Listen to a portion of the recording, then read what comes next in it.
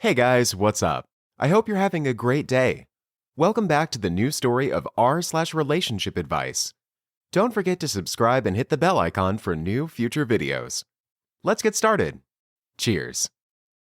Stories in today's video. 1. Cheating wife is still mad I divorced her and AMP, she is stuck with her min-wage job and AMP bills. I want to start this post by saying that I am a regular lurker around these infidelity subs and just today I made this throwaway account to get some advice. Also, since English is not my first language there might be grammatical errors so please excuse those. It has been over 6 months since D-Day, 5 months since divorce and I still need some advice. I do not have enough time to tell my full story, but here is what I can tell you. 1. Married 5 years, had a great S**x life, we had made the choice to not have kids until we were both 35 too. I pretty much caught her having S**x with her AP in our bedroom 3. I had been pretty clear about my views on infidelity right from when we started dating and had told her very clearly that cheating was a complete no-no for me. 4. I stayed calm throughout the entire ordeal. I asked her to get dressed. I called up her elder sister who lived in a nearby town, and asked her to pick my wife up. 5. I blocked her on all platforms, and talked to my lawyer about the divorce proceedings. 6. They drove back to my house the next day, and she immediately threw herself onto me and started crying profusely. She wanted me to give her a chance to explain herself. 7. Even though I did not really want to hear any of it, and my answer would still be divorce whether she cheated 100 times or just once, I sat down with her and asked her some questions. 8. My first question was it an emotional affair or a physical one? She seemed to be stupefied for a good 5 or 6 seconds before tears started streaming down her face and she whined about how I could even think she would have an emotional affair with someone else other than me and swore it was a purely physical one. 9. My second question was, were you unsatisfied in our marriage in any way? She claimed she wasn't. She was incredibly happy with both our S**x life and our financial status. 10. What was the reason then? I don't know, she said and absolutely broke down. She got on her knees and said she feels disgusted with herself. She said she was going through a lot since she wasn't doing well in her job and she wanted to validate her own importance in her mind. She often talked to me about her job too. I supported her wholeheartedly and she was also going to therapy for it, even though I did not understand her reason. I did not poke much into it. 11. How many times were you physically involved? She told me it was only 3 times of physical contact, and she had apparently never allowed him to kiss her. I don't know if that was supposed to make me feel better about it. 12. With that, I was done. I told her that I wanted a divorce. Surprisingly, she did not say anything, just nodded and went to the guest room and locked herself up with her sister. 13. Unfortunately, though, before I could serve her the divorce papers, our district went into lockdown and travel between districts was prohibited. Thus, in an unfortunate turn of events, it seemed I would need to spend a full week with my wife in the same house and I could not even file for divorce because the courts were closed. 13. But I was not having that bullshit. I decided to move out and live in my neighbor's house instead. And that helped somewhat. I would still see her every day. Dark circles, swollen eyes, she looked nothing like before. 14. One day, she got too drunk and I heard her shouting in her room, I disgust you, don't I? You can't even look at my face. And she repeated that the whole night. 15. Another day, I bumped into her talking to someone on the phone in the footpath in front of our house, and she immediately started freaking out, and screamed, I was not talking to him, I promise.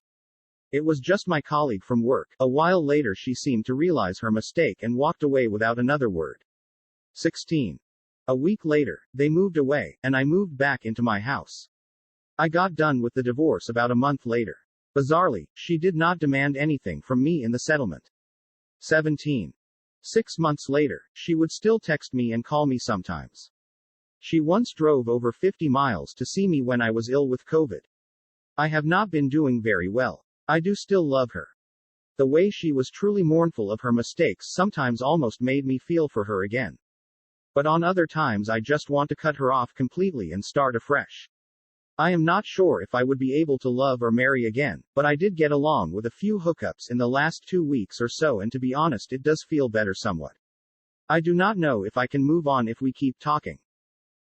I have told her not to talk to me but she does not listen. Should I just block her everywhere? I really do not want to hurt her, but she has not left me any option. What should I do? So I did exactly what I had intended to do. I called her up and told her that I wished to go completely no contact for a few months. For a few seconds, I heard nothing on her end, long enough for me to ask her if she even heard me. She said she did hear me and started fumbling for words once again. I explained to her that it was not any fault of her, it was just me that was finding it difficult to move on with my life if we kept talking. She said she understood, and promised not to contact me. Before hanging up, she asked me if I was planning on completely cutting her off. I bluntly told her that I was not planning to do so at the moment, but I might change my decision in the future. She told me it was alright, that I deserved to do whatever I needed to get over it, and told me that she would try to find a new job during these months. With that, I bid her farewell, and proceeded to block her on all platforms. A few hours later, her sister called me up. She told me I had made a good decision, especially since ex-wife needed this NC period too. She only did a part-time job, hardly ever went out, and spent the entire day going through old pictures. Thus, at least for the moment, I feel like I have made a good decision. A lot of people have messaged me asking me several questions that were left untouched in the original post. Here, I would like to clear out some. 1.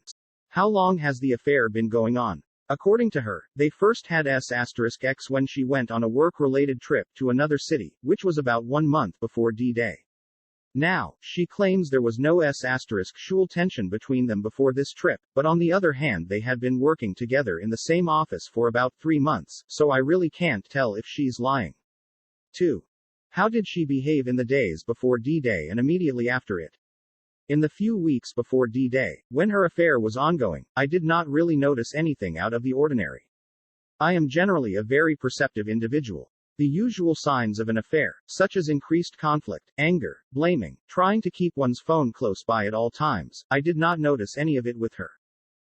In fact, she only grew quieter every day. I figured it was because of the problems she was facing in work, and had a good talk with her. She hugged my chest and cried for several minutes, and I did my best in comforting her. We also had a lot of S***X that week, as we usually did every week.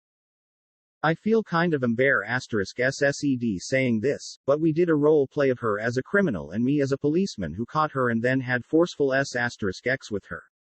It was her idea. In hindsight, it does make some kind of sense now, though it kinda F***CKS me up. Apart from that, I noticed nothing out of the ordinary. On the day of discovery, she was dazed throughout the ordeal. It seemed her brain was switched off. She just looked at me with wide eyes, tears streaming down, and just nodded when I told her to wait for her elder sister while I left back to work. Later, sister-in-law later called me up to tell me that ex-wife was nowhere to be found. I was preparing to go out in search of her, when she called again to tell that she found ex-wife walking around in a dazed state around our neighborhood. She was either searching for me or for her AP. I don't know which. In her sister's house, she apparently also tried to harm herself physically, but then calmed down and had some rest. 3. Is she still talking to her AP? This is one point that I failed to mention in my original post. She quit her job immediately after D-Day. According to her, she could not bear to see AP there every day. I had anticipated that she would use this opportunity to ask for a heavy stipulation from the divorce, which made it even more bizarre that she didn't.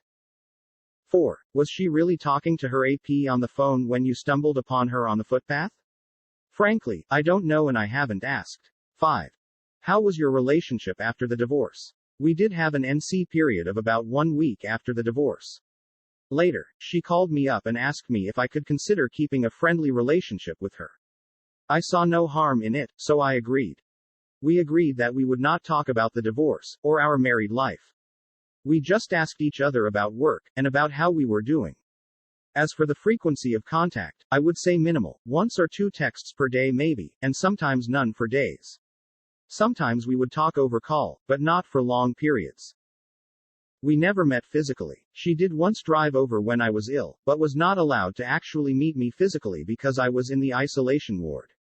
6. Have you tried therapy? Of course. I have been in therapy since D-Day. Ex-wife went to a therapist for the first 2 months after the divorce, but then stopped going for no apparent reason. Some people in the comment section seem to misunderstand my original post. They kept posting comments asking me to consider reconciliation. I would like to reiterate that my original post was about whether I should block her or not, and not about reconciliation.